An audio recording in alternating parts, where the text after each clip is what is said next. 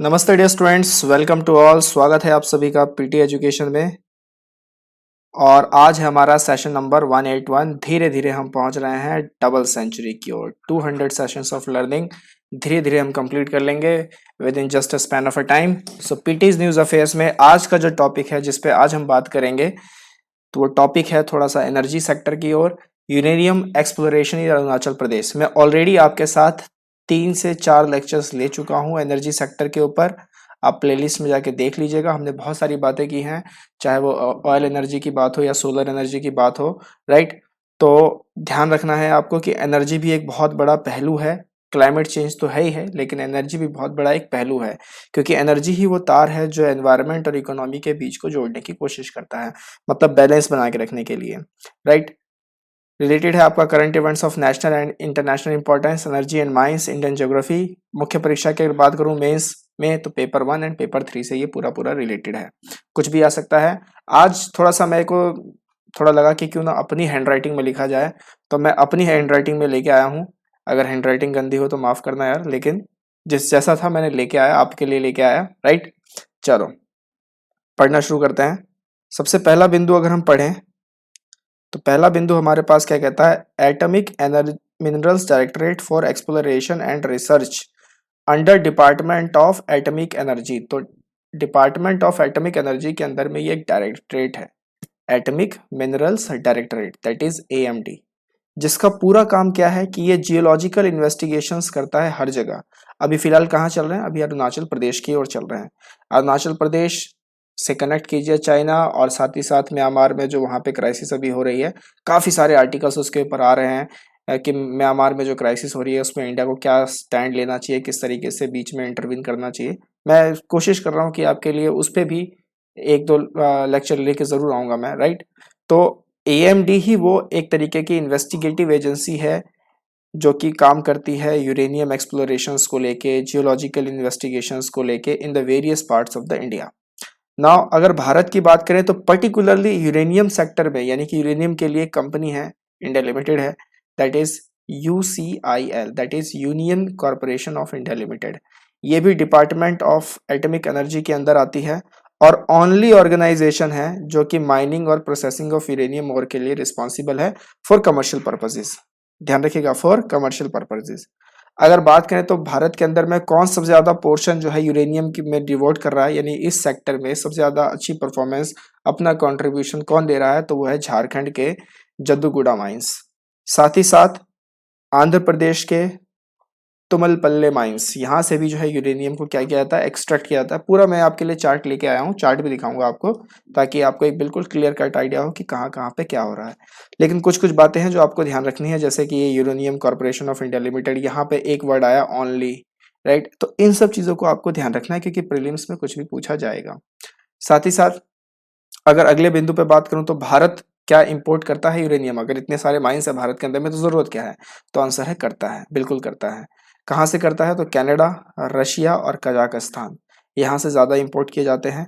यूआईसीएल जो है, जो माइनिंग करता है, यूएसएल रिस्पॉन्सिबल है, तो वो वेपन्स के लिए भी करता है, साथ ही साथ सिविल न्यूक्लियर प्रोग्राम्स के लिए भी करता है। लेकिन हम जो ये इंपोर्ट कर रहे हैं ना, ये हम सिर्फ और सिर्फ किसके लिए करते हैं? सिविल न्यूक्लियर एनर्जी पर्पजेज के लिए। तो इन देशों को हम बोलते हैं कि भैया हमारे पास जो हमारी जो एनर्जी चाहिए हमें, civil nuclear energy, not for weapons, not for creating bombs and all kind of this stuffs, तो उन सब चीज़ों के लिए हमें नहीं करना है, हमें सिविल न्यूक्लियर एनर्जी के लिए करना है, तो आप हमें यूरेनियम दीजिए। हालांकि ऐसा भी हुआ था, ये ऑस्ट्रेलिया से हमने लिया था इस तरीके का यूरेनियम, और बाद में हमने अपनी जो है वो वेपनरी में उसको लगा दिया, तो काफ़ी ज़्यादा मतलब वो वहाँ पे क्लैश हो गए थे 2007-8 के बाद। राइट। वो कहानी फिर मैं आपको कभी दूसरी बार बताऊंगा। अब सवाल उठता है कि इंडिया को यूरेनियम चाहिए तो चाहिए क्यों? राइट। बिल्कुल बेसिक सवाल है कि वाई इंडिया नीड्स यूरेनियम। तो इंडिया को इसलिए चाहिए क्योंकि वो अपने एक न्यूक्लियर प्लांट, जो सिविल के लिए भी हो, शायद सिविल सेक्टर्स के लिए भी हो, तो जो न्यूक्लियर प्लांट्स हैं उनको एक ईंधन के रूप में मदद मिले, साथ ही साथ फ्यूचर जो न्यूक्लियर पावर कैपेसिटी है उसमें भी वृद्धि होती रहे। तो इन सब कारणों की वजह से भारत को क्या चाहिए? यूरेनियम चाहिए ही चाहिए। आपकी जनसंख्या ग्रो कर ही रही है, आपकी इकोनॉमी ग्रो कर ही रही है, वर्ल्ड लार्जेस्ट इकोनॉमी में आप काउंट डाउन होते ही होते हो, तो जो इम्पैक्ट आप पे आएगा वो पूरे विश्व को भी दिखेगा। तो दैट्स वाई इंडिया को अपना जो एनर्जी सेक्टर है वो उसमें एडिशन करना ही पड़ेगा, और उसके लिए भारत को क्या चाहिए, यूरेनियम चाहिए ही चाहिए। अब चैलेंजेस क्या हैं, तो भारत के पास सबसे बड़ी चैलेंज तो यही चैलेंज है यार, लैक ऑफ टेक्नोलॉजी सबसे बड़ी चैलेंज है ये। हमारे पास खुद का कुछ इंडिजिनस टेक्नोलॉजी है ही नहीं। क्रायोजेनिक इंजन को अगर हटा दे तो लैक ऑफ टेक्नोलॉजी, सिर्फ एक से क्या होगा, बहुत सारी और टेक्नोलॉजीज आनी चाहिए, तो लैक ऑफ टेक्नोलॉजी है, right. Contamination of ground water है, साथ ही साथ हाई एक्सट्रैक्शन कॉस्ट है, और लो ग्रेड डिपॉजिट्स है भारत के अंदर में। तो ये कुछ चैलेंजेस हैं जो मतलब हमारे सामने हैं, और जिनसे लड़ने के लिए पॉलिसी मेकर, साइंटिस्ट सब मिलकर एक साथ काम कर रहे हैं। तो ये आपको ये ध्यान रखना है, राइट। तो ये कुछ चैलेंजेस थे जो कि यूरेनियम एक्सप्लोरेशन है जो अभी अरुणाचल प्रदेश में हो रहा है। अब यहाँ पे देखते हैं, ये बहुत ही मतलब काम का चार्ट है, यहाँ पे आपको ध्यान थोड़ा देने की जरूरत है।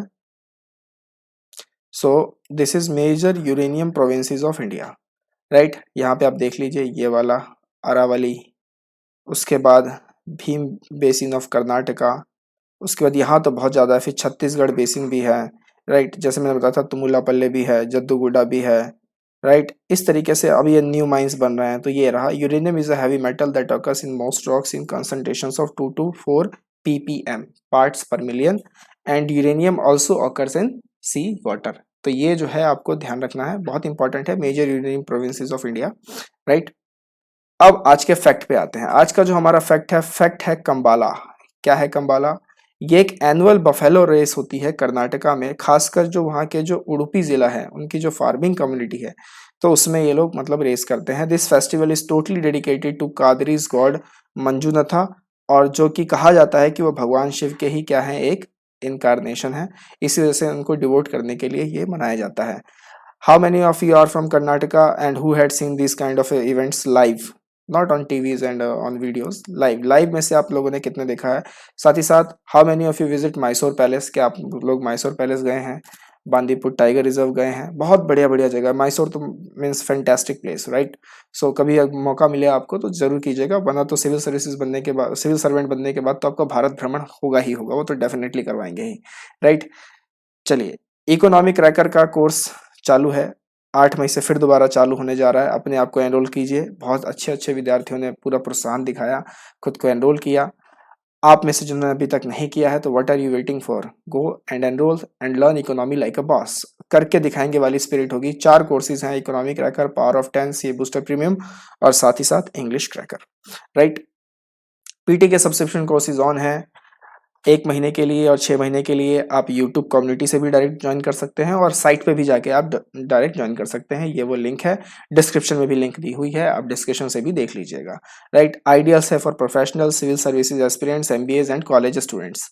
बात करें करंट अफेयर्स की एनुअल कंपाइलेशन की, तो ये एनुअल कंपाइलेशन का लिंक है, यहाँ पे जाइए, बुक स्टोर के पेज पे आप लैंड करेंगे, अपनी बुक को डाउनलोड कीजिए और पढ़ना शुरू कीजिए। बहुत ही फैंटास्टिक कंपाइलेशन है, टीम लगातार आपके लिए मेहनत करती जा रही है। अगर आप हमारा कोई एफर्ट पसंद कर रहे हैं, ये सारे कंटेंट हम आपके लिए रेगुलर अपडेट होके लेके आते रह रहे हैं, तो अगर आप कुछ कंट्रीब्यूट करना चाहते हैं तो यहाँ पर आके आप अपने आप को कंट्रीब्यूट कर सकते हैं। प्यारे प्यारे टेस्टिमोनियल्स लिखते रहिएगा, संदीप सर खुद उन टेस्टिमोनियल्स को आप तक पहुँचाएंगे, राइट, सो दैट हम एक बढ़िया लर्निंग कम्युनिटी बना सके। हम इसी तरीके से मिलते रहेंगे, बढ़ते रहेंगे। टिल देन टेक केयर, नमस्ते, जय हिंद।